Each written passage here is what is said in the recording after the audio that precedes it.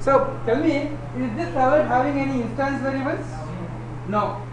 Now, if there are no instance variables inside a class, is it thread safe or not?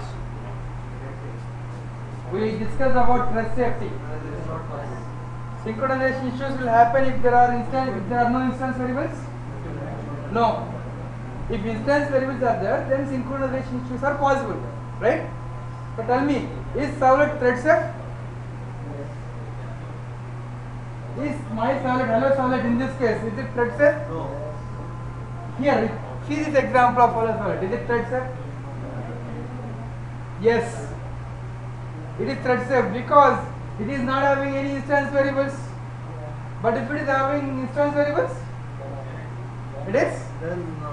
It is not thread safe. Tell me, again I am asking clearly, just think, is this servlet, hello servlet thread safe? No. Yes, correct answer, but why? Yes, in its superclass, generic servlet is having a private variable, as I said. Superclass is having a private variable here like this. So it is having some instance variables. So servlet is not thread safe. Any object which has instance variables is not thread safe. Servlet is not thread safe, right? If you want to make your servlet thread safe, what you need to do? When two threads are sharing your servlets, you still don't want to face any synchronization issues. So what you need to do? Wherever possible, use synchronized blocks. Wherever you find that there is a synchronization issue possible, use synchronized blocks. Your servlet will be thread safe. So by default, if somebody asks you, servlet is thread safe? No, it is not thread safe. You need to take care about thread safety. Why? Because if I give 1000 requests for the same servlets, 1000 browsers are giving requests for same servlets concurrently. Only one object will be there, but 1000 threads will be there. 1000 threads will be sharing the same servlet. So when sharing is there, synchronization issues are possible. Servlet is not by default thread safe. You need to take care about thread safety. Okay, any doubts? Okay. Now next thing. See here, when making a request from browser, there are various ways of making a request. I will show you. Get is one request, post is one type of request. Now what I want is, I want some logic to be executed if client gives get request. I want some other logic to be executed if client gives post request for the same URL. URL is same. If client gives a post request, some code has to execute. If client gives get request, some code has to execute, right? So depending upon the request method, I want to execute different logics, right? What I can do is, see here, as I told, my HTTP server is having a method called doGet, doPost. So if I want get request to be executed, different logic to be executed for get request and different logic to be executed for post request, what I can do is, instead of overriding service method, I can override doGet or doPost. So instead of overriding service method, what I can do is, I can override doGet. I'll tell you the flow up to here. doGet, and then I'll write the same logic here inside the doGet method. Same. Okay, here it is response. Same logic will work in doGet. Now, if I override doGet method, let us try to understand what is the flow, right? So whenever I give a request, second time, init method is called true or false. Second time, if I give a request for same servlet, init method is not called. It will directly call service method. Service method is given body in which class? HTTP servlet, right? So this service method are initiated to my hello servlet, true or false? My hello servlet is actually HTTP servlet. Inside HTTP servlet, there are two service methods, right? Okay, this is a pseudo code for it. Container will always call this service method, and this service method is calling this service method, right? See, in HTTP servlet, I told there are two more methods, doGet and do post. Do get and do post, the signature will look somehow like this, not exactly, but somehow like this. This is do get, which is taking HTTP servlet request and HTTP servlet response. This is do post, it is also taking HTTP servlet response and HTTP servlet request. Right? These two methods are also present in HTTP servlet, as I showed in your diagram. In HTTP servlet, there are two methods, do get and do post. So now let us see the flow. Here in the service method, which is taking a request, HTTP servlet request and HTTP servlet response, the code will be like this. Request object will be having what information? All the information sent by the client, right? By using which method we send the client, get or post, that also can be obtained. Request dot, there is a method called get method string. I'll take it inside a string variable, string request method is equals to.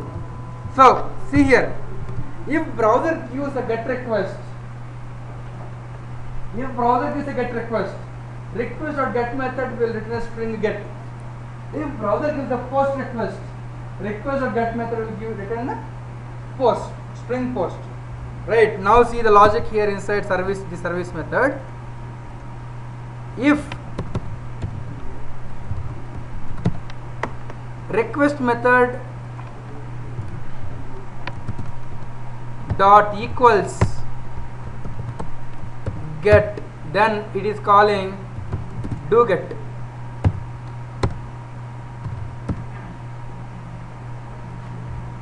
Similarly, if request method is equals to request method, right? Request method dot equals post, it is calling do post. So this is the actual implementation of another overloaded service method, right? Now let us see the flow, what will happen. Let us assume that I give a get request. Once I type a URL like this and press enter, the browser will make a get request by default, right? So now when the get request comes, second time the request is coming now, the container will directly call the service method. This service method, container will always call the service method which is taking servlet request and servlet response. What this is doing, it is calling this service method, right? What this service method is doing, it is getting the request method, right? If the request method is get, it's calling do get. If the request method is post, it's calling do post, right? Tell me, is this service method inherited in my hello servlet also? Yes, right?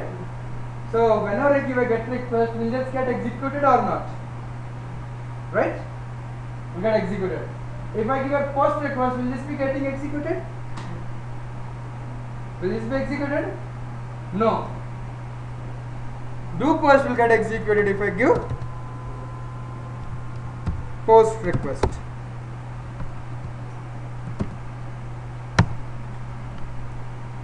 So if you want a different logic to be executed for get and post, you can write whatever logic you want for get here, you can write whatever logic you want for post here, right? This is the flow when you override do get or do post. From now onwards, we will not override service method. Previously I showed you by overriding service method. But now onwards we will not override service method. Generally what we do is we will override either do get or do post. Now, hello, I'll just tell me the output of this program.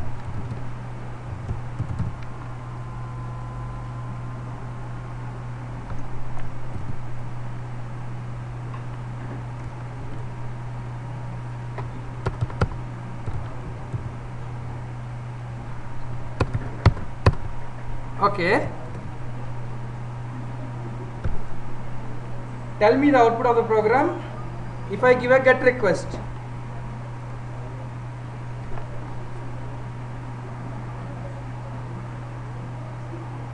yeah. Now if I refresh or if I give a get request in my another browser, I am using Firefox now.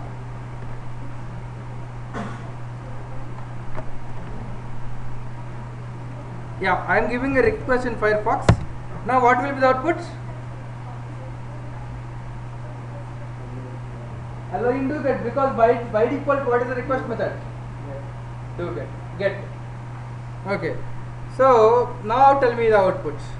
I'll just modify the same program. What I'm doing is I am overriding service method which is taking servlet request, servlet response. Also I am overriding do get. Also I am overriding do post. Now what will be the output if I give a request? Whether it is hello or hello in do get or hello in do post. If I just refresh now, what will be the output? Huh? Hello or hello in do get. I am giving a get request. By default browser will give a get request. Now I am starting the browser. Okay, I'll just refresh it. I got hello because yes, see the container will invoke which method? Service method. If I am overriding service method, will service method in superclass get executed? No, this will get executed. So do get will never get called. If I comment this, service method in superclass will get executed. That is calling as a do post accordingly. Now if I override service method only, do get will not get executed. Even browser is giving a get request. So you should not override service method. Okay, you can override, but be aware that do get will not get called if you override both. Okay, be aware that you do get will not get called, right? Now tell me, I have a requirement. For do get, I want a different logic. For do post, I have a different logic. If a client gives get request, I want some logic to be executed. If I give post request, I want some logic to be executed. So I have overdone do get and do post separately and gave two implementations. But if in case, if I want same logic to be executed for both do get and do post, for both get request and post request, if I want same logic to be executed, what should I do? Instead of overriding do get, I can override service. If I want same logic to be executed whether it is get or post, I can override service. If I want different logics, do get or do post accordingly. Remember this point, very important point. Yes, an assignment, take an assignment. As I said, whenever browser gives a request, browser will be sending a lot of request headers. And I said, request headers are nothing but name value fields. Every request header will be having a name and also a value. See, request header name is accept language and value is en_even. Like that, there will be lot of request headers and their values. Right? Whatever client is sending through, which object can I access? Request object or response object? Request object. Now, what I want you to do is, see the documentation, J2E documentation, see the request object, and see whether there is any method which will give you the information about header names and header values. I want you to write a program which will display all the header names available and all their values. I will just give you a hint also. Directly I want you to write the program. See this API.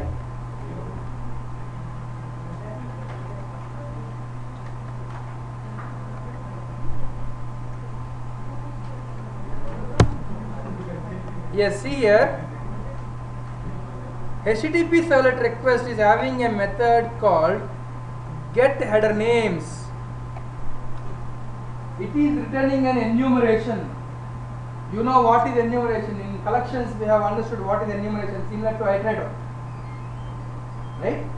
Once you have enumeration, you can get each header name. It is giving an enumeration for header names. Use this enumeration iterator over each header name, you get header name. Once you get header name, there is a method called get header which is taking a name. If you pass the name of the header, it will give the value of the header. Right?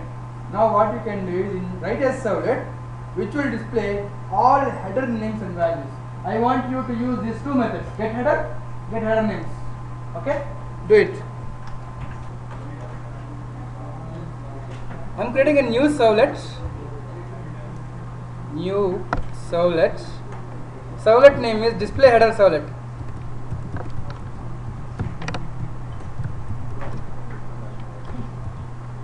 Next, I want to give, by default URL mapping is same as the class name. I want to give /display simply. You can change it or required or not required. Next, I want only doGet method. So here it is showing me doGet and doPost. I am unchecking it. Finish. Okay, if you have to see in web.xml, it is automatically writing. See /display for display header servlet. This is the one, right? Automatically it is written. Now I'll delete the unnecessary things. Okay, here I'll say response.getWriter first step. GetWriter. I'll take print writer out is equals to okay. Next, I said I want to display all the headers. Request the browser has sent. That is accessible by using request object. Request dot get header names. It is returning me an enumeration. As I told, enumeration is also similar to iterator.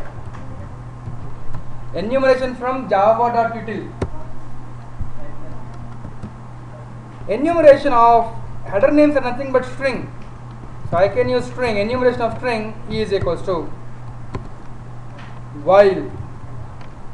See, if you are using iterator, you should use iterator.has next. But when you are using enumeration, e dot has more elements. E dot next element. Next element. Here I will be getting each header string header name is equals to. Then, if I know the header name, in request object there is a method request dot get header. If I pass the name, I will get the value header name. I will be getting the value. I will take it in a string header value is equals to. Then I will use out dot println. I'll just use header name plus value and just giving an arrow plus header value. Okay. Then I want to run this servlet. Right click on. Okay, what I'll do is I don't want you to habituate this one. See, start the server. Run it. Okay. Then open the browser. First third app / what I gave display. See, I got all the values. Host header name, whatever is left is header name, and whatever is on the right is header value.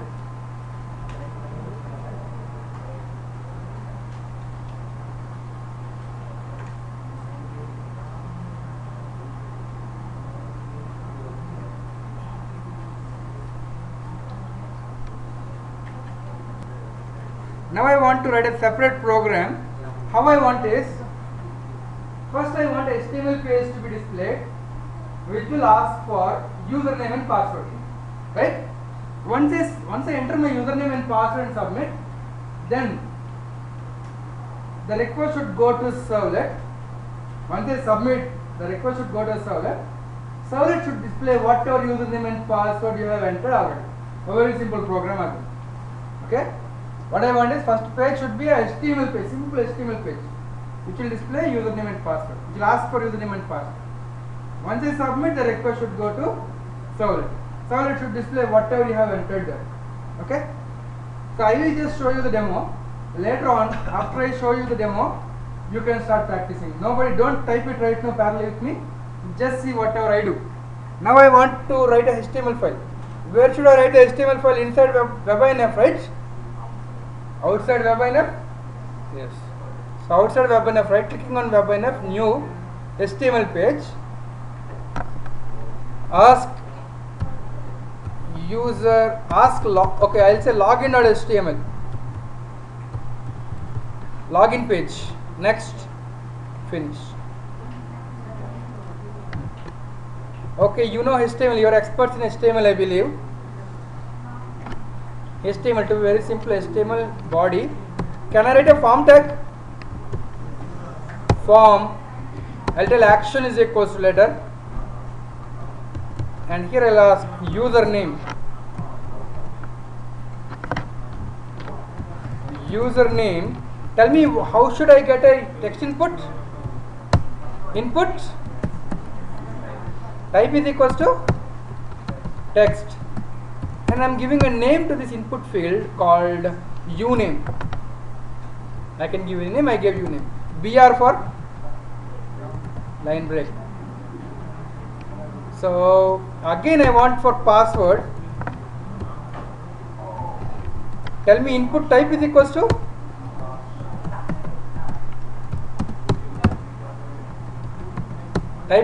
password,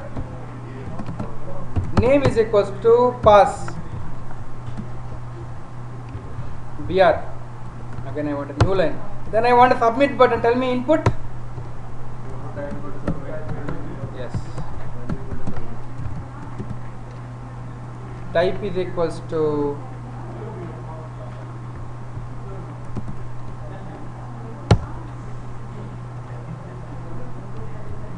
submit, value is equals to, value means the value displayed on the button, value is equals to login. Right, now see what I'll do, I will right click on this login.html, run on server, next, see this is the login page which is displayed. Okay, I will use Mozilla Firefox for it. Okay, this is a login page which is displayed, right?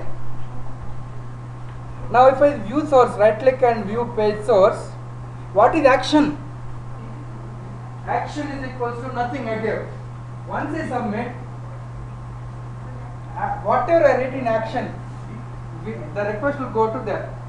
So now once I submit, the request should go to a servlet with URL pattern display, or with URL pattern login /login. Okay. So now what I can do is action is equals to, I'll say login. See now carefully, for some time I'll discuss some important things here. I'll say action is equals to login. This I am assuming to be the URL pattern of the next servlet which I am writing now. I will write a servlet called login servlet. Okay, now I am creating new servlet, login servlet. Next, the URL pattern I will give as /login. Okay. Next, I want only do get, I don't want do post, finish. Okay, so now see the web.xml. What is the URL pattern? /login, right? And in the HTML, what I give, actions equals to login after removing slash. So once I submit now, the request will go to login servlet. See the URL pattern once I submit. Now I'll just refresh. Okay. See the source now. Oh, server is stopped. Okay, I'll just start the server.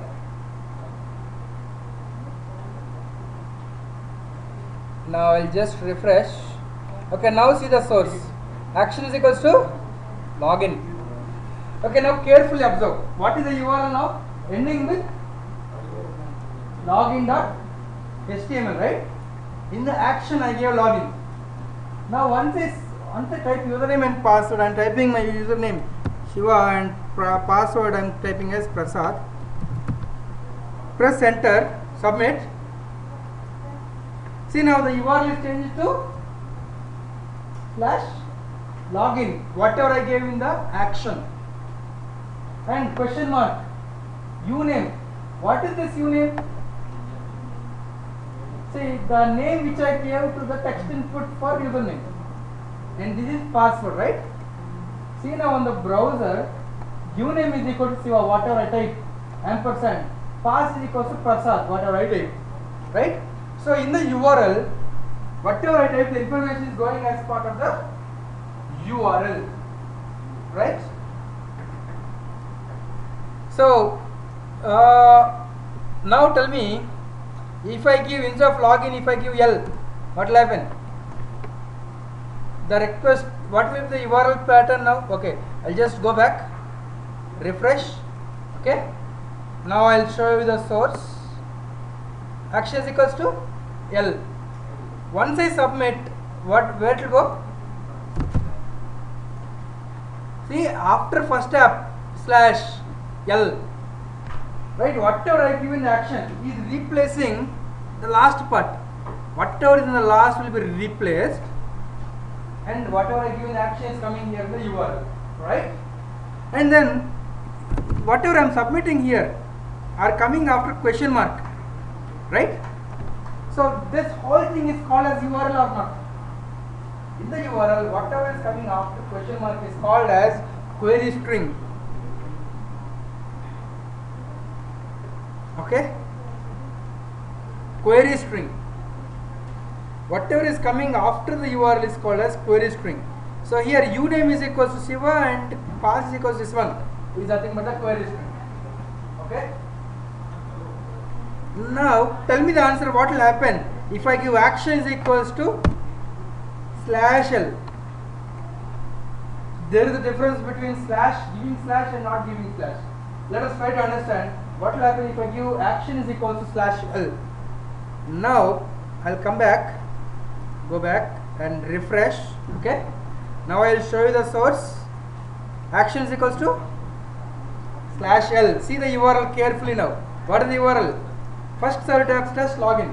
Now if I submit something, what is the URL? The application name also is removed now.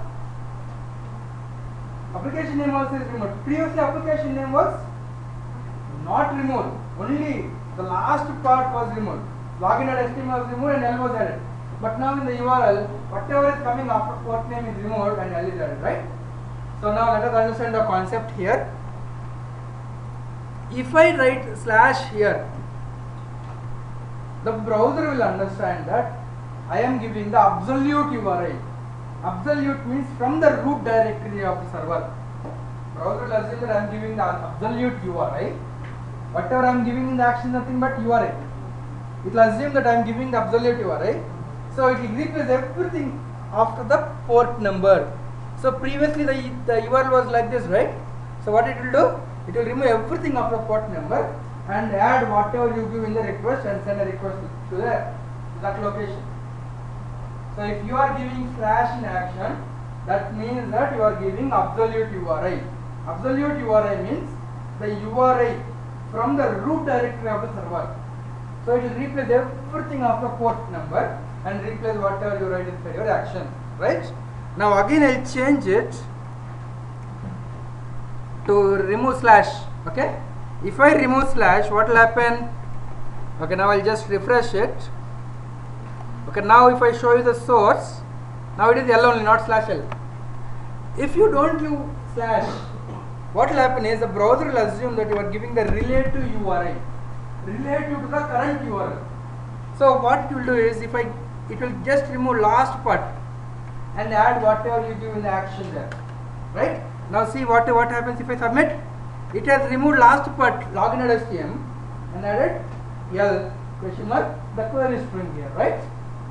So that is the difference between relative URL, absolute URL. If I give slash, what does this tell me? Is it absolute URI or relative URL? Is it absolute or relative? Absolute means everything after the port number will be removed by the browser and this will be added. And if you don't give L, it will be relative. Okay, any doubts? You need to remember this, keep in mind, because so whatever you are giving in action is equals to, it is not name of the servlet, it is URL pattern. Because see here in web.xml, what is the name of the servlet? Login servlet is the name of the servlet, but URL pattern is login, right? So I should give what here? I should give the URL pattern here. Actions equals to login. Okay. Now once I submit, what will happen? The request, see here, just refresh, and once I submit, it's going to /login, right? Is it not the URL pattern to invoke servlet with login? The browser will send a request to login servlet, right? Now whatever is coming after question mark is set to be query string, right? In query string, there are request parameters. See, this uname is equal to Siva is a request parameter. Uname is nothing but the request parameter name, and Siva is nothing but the value, right? Now what is my task? My login servlet should display. What should be the output when I submit it? It should display username is Siva and password is equal to whatever I have typed, right? So see, this information the browser is sending, right? Tell me what is the URI in this case? Whatever I have highlighted after port number, whatever is coming in the URL is nothing but the URI, right? As part of URI, there is query string. In query string, there are request parameters, right? So whatever browser is sending, browser will be sending request URI. See this. This is nothing but the request URI, right? Whenever browser is sending a request, it send the request URI, whatever is after the port number. So username and password are available as part of request. So tell me, in my servlet program, how can I access? This is my login servlet. I just delete all the unnecessary things. Here, can I access that by using request object? Request dot is a method called get parameter. If you give the name of the parameter, this method will return you the value. So name is what? Uname. So that is string. Whatever browser is sending is always a string. So name is equals to. Similarly, I want another request parameter value called pass. So request dot get parameter pass string password is equals to. Now response dot get writer. I'll get a print writer.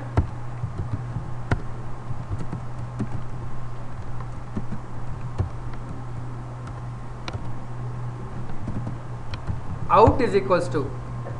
Now out dot println name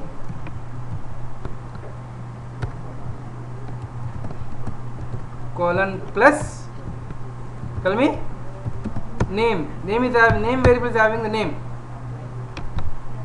Out dot println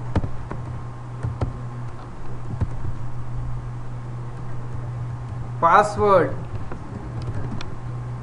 plus password.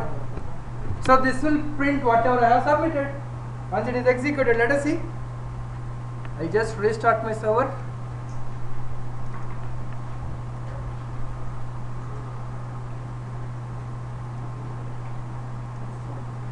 Okay, refreshing login.html. Now if you see the source actions equals to login.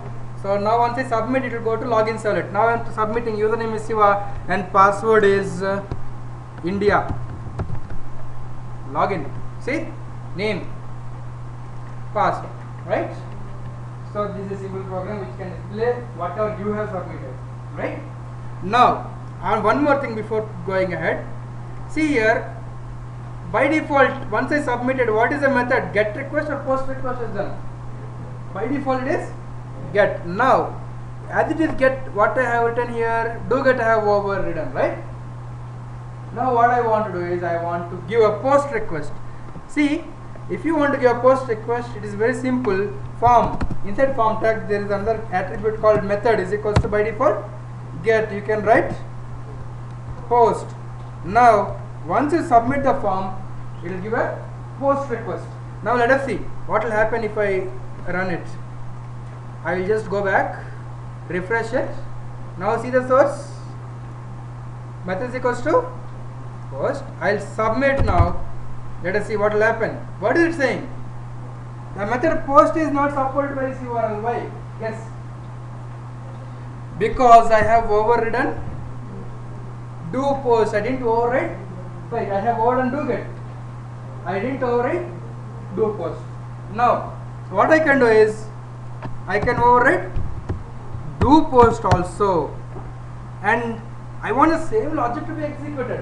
What I can do is I can make a call to do get. Yes, I'll call do get. So whether you give get request or post request, it will go here only. Okay, now let us see what will happen.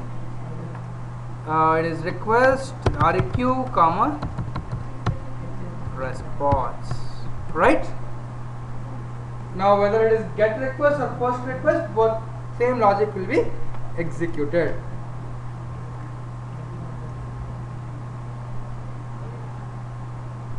Okay, now see here, I'll go back, refresh, and now it will give a post request. See the source, view page source, it will be method is equals to post. Now I'll submit it. I'm giving a post request. See here, output is same. But do you observe uname is equals to and pwd is equals to? No. When I use post method is equals to post, whatever I am submitting is not going as part of URL, it is going as part of body. As I said earlier, get request does not have body, post request has body. So whatever I typed went as part of request body. But in get method, whatever I submitted went as part of URL, right? So which is secure? Get is secure or post is secure? Post, because if I am using get, like in earlier case, let me show you. If I am using get, method is equals to get by default. Okay, let me show you. Refresh. Now method is equals to get. So I will submit password. Are you able to see my password? Yes. So it's not secure. You are able to see my password, right? If I am giving some credit card information, you will see my credit card, and tomorrow you will use my credit card. So it is not secure to use get, because whatever you type will be seen on the browser. So if somebody is sitting beside you, they can see your username, password, or your credit card details, everything. So get is not secure, right? So whenever you have some data to be submitted, then always it is better to use post, right? This is one difference between get and post. Whatever in get method, whatever you type will be seen on the browser. In post method, whatever you type will be going as part of the body. So post is secure than get. This is one thing. And let us assume that you are given a text area. See, this is text input, right? Let's assume that here a text area is there. You are asked to type some story here. If you type a big story, whatever you type in the text input, text area also will have to go as part of URL. But for a browser, the size of the URL is limited. The maximum number of characters will be there. That differs from one browser to other. For Firefox, it might be some size. For Internet Explorer, it might be some size. So depending on the browser. So for every browser, there is a limit on the URL size, right? So if you type much more than the maximum number of characters, rest of the things will be truncated. So you will be seeing some unexpected results if you are using get. So whenever you want to send a lot of data, then always it is better to use post. Okay. But if you have some small amount of data which is not so secure, then you can use get. That is the difference between get and post.